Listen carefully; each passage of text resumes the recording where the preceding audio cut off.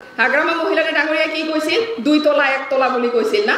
একবাৰ বিয়া হলে 1 তলা কিবা 3 তলা এনেকে কৈছিল লৈ কিবাটোৱে মোৰ মনত নাথাকে ইমান বেয়া কথাকে কৈছিল এইটো অপমান হে কৰা হৈছে মহিলাসকলক অপমান হে কৰা হৈছে আমি কি পাবলৈ সক্ষম হৈছো বহুত আঁচনি আমি এতিয়া পাইছো তাৰে ভিতৰত আমাৰ কি আছিল মাইনাও সাৰাং বিথাংখী সবে গম পায় না নাই মাইনাও সাৰাং বিথাংখীটো পায় সেলফ হেল্প গ্ৰুপৰ 75000 এৰ যেটো আমাৰ আঁচনি দিয়া হৈছে বহুতে আমাৰ যিবিলাক আমাৰ মাইনৰিটিৰ পৰা আছে বা অন্যান্য কাষ্টৰ পৰা আছে তেওঁলোকে হয়তো বুজিয়ে নাপায় মাইনাও সাৰাংটোৰ নামটো কি হয় সবৰে এটা কি থাকে যেনেকৈ আমাৰ ষ্টেটৰ আঁচনিবিলাক অসমীয়া নাম দি হয় না নাই আৰু আমাৰ বিটিআৰ যেহেতু এইটো বড়োলেণ্ড হয় ইয়াতে আঁচনিবিলাক বড়ো নাম দি হয় কিন্তু নামৰ আমাৰ মিনিংটো জানিব লাগিব মাইনাও সাৰাং আঁচনি বহুতে ক'বই নোৱাৰে আমাৰ নন বড়োৰ পৰা বহুতে ক'বই নোৱাৰে মাইনাও সাৰাংটো কি প্ৰথমতে ময়ো ভাবিছিলোঁ এইটো কি হ'ল মানেটো কি হ'ল মই কিন্তু বড়ো অলপ অলপ বুজো অলপ অলপ ক'ব পাৰোঁ কম মাজে মাজে দুই এটা কম আৰু ভুল হ'লে হ'ব হয় না নাই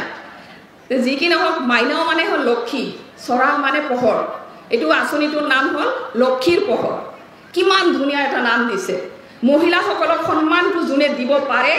সেইটো দলহে একদম বেষ্ট দল বুলি মই ক'ব খুজোঁ কাৰণ মহিলাক সন্মান যোনে দিব পাৰে তেওঁ এজন পাৰফেক্ট লিডাৰ হয় আজি আমাৰ প্ৰমোদ বড়ো ছাৰে মহিলাসকলক যিমানখিনি আঁচনি দিছে তাৰ লগতে ইমান ধুনীয়া নামাকৰণেৰে আমাৰ আঁচনিবিলাকৰ নাম দিছে তেওঁ মাইনাও সাৰাং বিথাংখী ইয়াতে আমাৰ নামটোতে কিমানখিনি আমাক ফূৰ্তি লাগে শুনিলে হয় না মনটো ভাল লাগি যায় মহিলা হিচাপে আমি সন্মানটোৱে বিচাৰো না নাই আৰু বিগত সময়ত কি কৈছিল এতিয়া ক'লে বেয়া শুনা যাব কিন্তু ক'ব লাগে কিছুমান কথাটো হাগ্ৰামা মহিলাৰে ডাঙৰীয়া কি কৈছিল 2 তলা 1 তলা বুলি কৈছিল না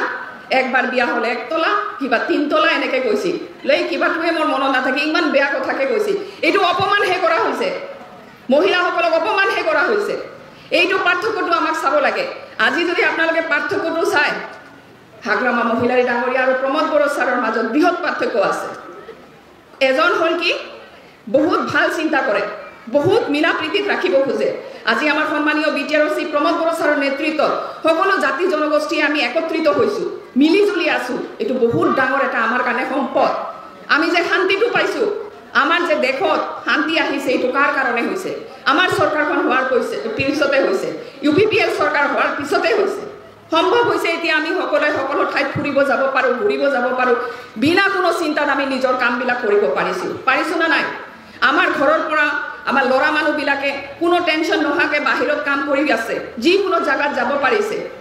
এইটো এটা বহুত ডাঙৰ পৰিৱৰ্তন হয় সৰ্বপ্ৰথম আমি এইটোৱে চাব লাগিব আজি আমি কিমানখিনি পৰিৱৰ্তন পাব সক্ষম হৈছোঁ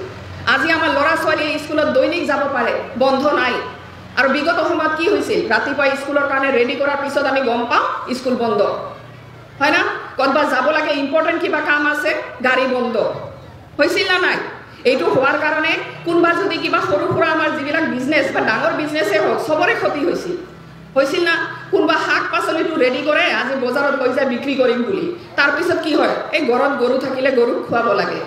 কাৰণ একদিন পিছত কাঁচা চব্জিটো আৰু বিক্ৰী কৰা নাযায় তে এনেকা আমি পৰিৱেশ পাইছোঁ বিগত সময়ত আৰু বৰ্তমান আমি ইমান ধুনীয়া পৰিৱেশ যোনে যি কাম কৰে একদম বিনা কোনো চিন্তাত কাম কৰি আছে জীৱিকা নিৰ্বাহ কৰি আছে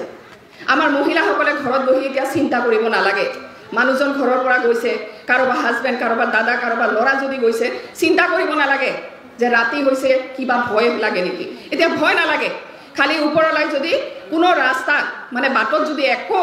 অসুবিধা নহয় তেতিয়াহ'লে আমাৰ মানুহজন ঘৰত আহিব বুলি আমি চিয়ৰ হৈ থাকোঁ কিন্তু বিগত সময়ত কি হৈছিল অলপ পলম হ'লেই আমাৰ ভয় লাগিছিল ক'ৰবা কিবা হ'ল নেকি ক'ৰবা গোলাগুলি হ'ল নেকি ক'ৰবা কিডনেপে হ'ল নেকি এনেকুৱা ভয় আছিল এটা ভয়ত আমি আছিলোঁ সেই বস্তুটো এতিয়া নাই তে এই পৰিৱৰ্তনবিলাক আমাক চাব লাগিব কাৰ নেতৃত্বত আমি কিমানখিনি সুবিধা লগতে পৰিৱৰ্তন পাইছোঁ আমি চব জাতিৰ মানুহে শান্তি বিচাৰোঁ না নাই চবেই বিচাৰে শান্তি চবে শান্তিত থাকিব বিচাৰে আৰু এই শান্তিটো আমি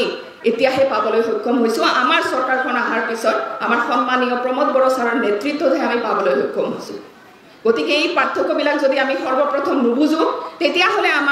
আমাৰ সিদ্ধান্ত ভুল হৈ যাব না নাই কাৰণ আমাৰ চৰকাৰখন যদি ভাল নহয় আমাৰ অঞ্চলত শান্তি নাথাকিব সুবিধাটো দূৰৰ কথা শান্তিয়ে নাথাকিব আৰু শান্তি নাথাকিলে আমি যিকোনো কামে কৰক আপোনাৰ কিন্তু উন্নতি নহ'ব গতিকে এই বস্তুবিলাক আমাক পাৰ্থক্যবিলাক বুজিব লাগিব আজি শান্তিৰ লগতে বিভিন্ন ধৰণৰ আঁচনি হৈছে, শিক্ষাৰ ক্ষেত্ৰত হৈছে, মহিলাসকলৰ ক্ষেত্ৰত হৈছে, আমাৰ চিকিৎসাৰ ক্ষেত্ৰত আমি বহুত সুবিধা পাইছোঁ। এইবিলাক হ'ল আমাৰ পৰিৱৰ্তন। আজি মহিলাসকলে মাইনাও চৰাং পাইছে। টোটাল বিটিআৰত 10,000ৰ ওপৰত মহিলাসকলে মাইনাও চৰাং বিথাংগী পাবলৈ সক্ষম হৈছে। এইটো ক'ব পাৰে আপোনালোকে যে চবে আমি পোৱা নাই, কোনোবা হয়তো ক'ব পাৰে মোৰ সেলফ হেল্প গ্ৰুপটো পোৱা নাই। এইটোৰ কাৰণে ধৈৰ্য ৰাখিব লাগিব। আমাৰ যিকোনো কামটো আমি ঘৰতো মহিলাসকলে ভালকৈ জানো, যিকোনো এটা কাম কৰিব গ'লে সময়ৰ প্ৰয়োজন হয় না নাই? তে আমাৰ চৰকাৰী কামবিলাকো সময়ৰ প্ৰয়োজন হয়। আৰু আপোনালোকে ভালকৈ জানে আমাৰ চৰকাৰ হোৱাৰ পিছতে কৰোণা ভাইৰাছ হ'ল,